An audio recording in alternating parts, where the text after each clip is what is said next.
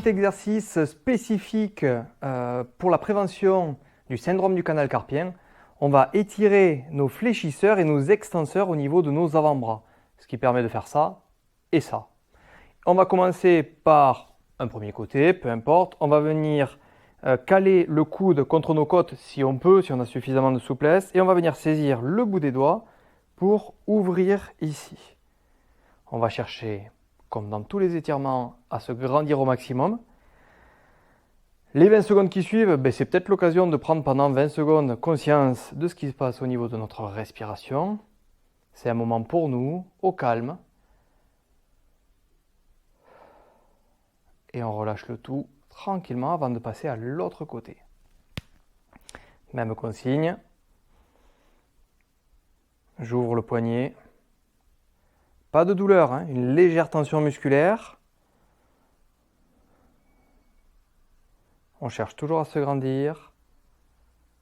On prend conscience de notre respiration. Calme, ample. Et on viendra relâcher le tout. On a fait un côté ouvert, on va maintenant venir fermer.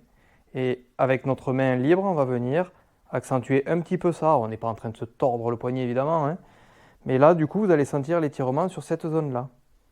Et ça se passe ici, pareil. Étirement qui est plutôt agréable en règle générale. On en profite, on peut fermer les yeux. On prend conscience de ce qui se passe au niveau de notre respiration.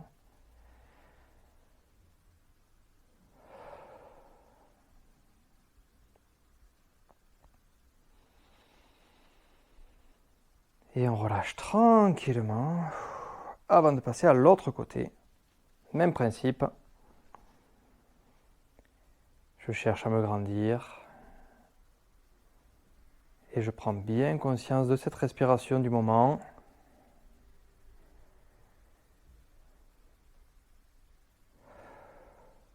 Encore 5 secondes sur celui-ci.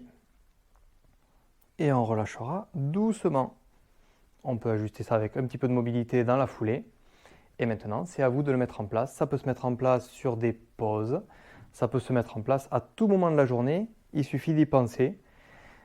En général, on y pense lorsqu'on pianote beaucoup sur notre clavier et qu'on appuie beaucoup sur notre souris. Voilà, l'idée, c'est de le faire régulièrement, quelques secondes. C'est à vous.